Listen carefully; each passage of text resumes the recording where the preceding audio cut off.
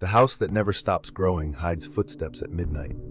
You stand at the gate where eucalyptus breath drifts over chipped paint and the roofline fractures into gables like a pile of broken crowns. The sun sinks over San Jose and makes the windows look like lids over sleeping eyes. In that amber light, you summon the widow behind it all. A small figure in black silk, veiled, ringless, spine like a steel rod under mourning cloth. She arrives to this orchard sea with trunks of money and a wound no physician can stitch closed.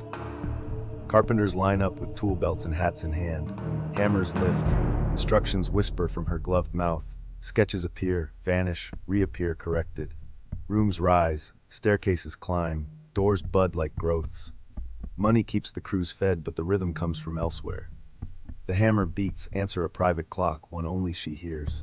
You picture her at a small table, candles guttering, a planchette skating over polished wood, her fingers rigid while the alphabet drips out answers.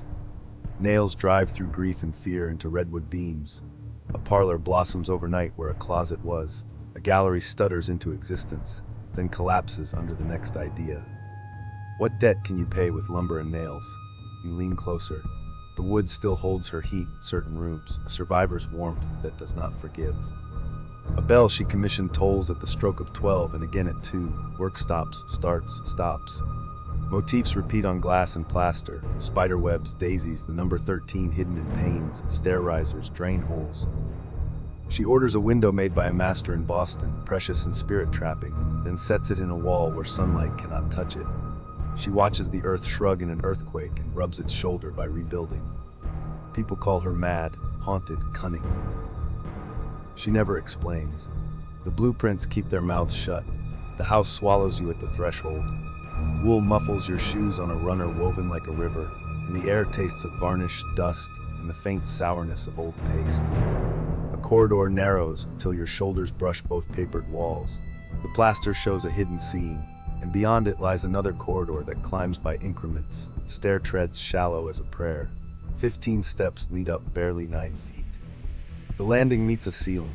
A door opens inward onto wood. You push and touch nothing more than a blank paneled back. You pull and the door grins into an open shaft where the floor should be. Wind enters through a thin seam and strokes your cheek as if delighted by your near misstep. Doors breed here, then refuse every purpose you assign them. One swings over a drop into a garden 2 stories down, a geranium bed yawning beneath like a red mouth. Another opens to a brick wall an inch away, cold grit against your knuckles when you test it. Windows look into other rooms like eyes looking into eyes. A tiny cabinet door reveals a tunnel of shelves, and if you shine your light and peer in, the tunnel continues through 6 rooms, air passing through the wooden throat in a faint, patient exhale. The stair with the inexplicable width curves like a comma, then ends against a ceiling paneled with tongue-and-groove redwood, each groove blackened by age. You climb, you stoop, you turn, and the house corrects you with another corner, another switchback, another choice that is not a choice at all. Carpenters once slept on cots in a painting studio with tall windows facing the orchard, brushes stiff in turpentine. Somewhere a speaking tube waits like a bone flute, connecting kitchen to tower. Somewhere a balcony leads to a door that leads to a closet that leads to another hall the size of a train car. Floors do not agree on what level the world should be.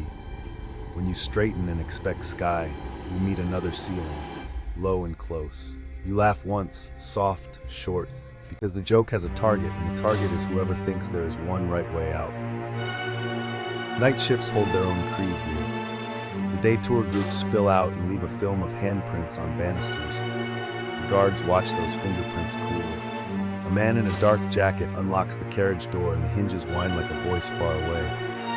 He carries a ring of keys that kiss each other when he walks. You shadow him through a storage passage where the temperature falls 10 degrees in 2 steps. In that breath of cold, the smell of earth rises wet and mineral, as if a patch of ground lies uncovered under the floorboards. He tells you eyes forward, that footsteps parade above when no one is cleared for the upper levels.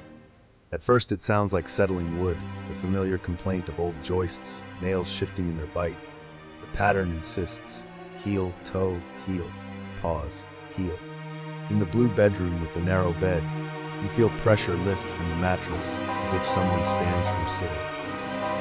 Third floor landing, a pocket of air glows still, while the rest of the hall stirs like a whispering field. Voices arrive through the vent grid, two syllables, breathing, not English, not quite human. The guard raises a radio to his mouth and finds no voice to send.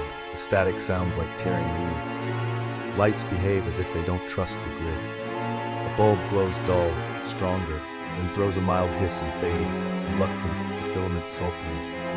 A music room without an organ hums a note that rides your bones. You pause at a seam in the wall where new paint tries to match old. From behind the lath, the scritching moves along like a stylus across old shellac. Then it halts. The guard says a name resignedly and drags his thumb in a cross along the rail, not pious, just habit. He finds a door ajar that no one leaves ajar. He closes it gently and keeps walking. The air settles behind you with the sound of someone taking a step in your wake. You do not turn because you prefer not to learn what pace matches your own. You carry a small light now, palm-sized, cool metal against warm skin. The orbit of its beam becomes your world. Your shadow hooks itself to chairs and banisters, then slips free. Family portraits never existed here. Stained glass breathes instead, colored vines and webwork trapping the black outside. Your throat dries. In far rooms, pipes tick as if counting. The longer you move, the farther the house leans in. Would you dare to walk its halls alone after dark? The gate gives a modest shiver as it closes behind you. The drive recedes in a curve and vanishes under a hedge. No moon holds court tonight. The orchard is a skeletal echo, rows of trunks like ribs. Your light prees loose a stare at a time from the dark, and each step answers the one before with a faint, slightly mocking creak. Moths bump the glass shade with soft thuds. The silence has texture, layers of cotton, velvet, then sand. Your hand slides over a banister worked smooth by strangers who never met, people separated by decades and a single desire to find an exit that feels like an answer. The rooms breathe. A swing door flutters on its spring as if someone just passed through, just out of sight, skirts whispering, boot leather tapping, shirt cuff brushing the wall where a faded pencil mark shows a carpenter's quick math. You pass the seance room, small as a confession booth, the ceiling low enough to press your voice back into your chest.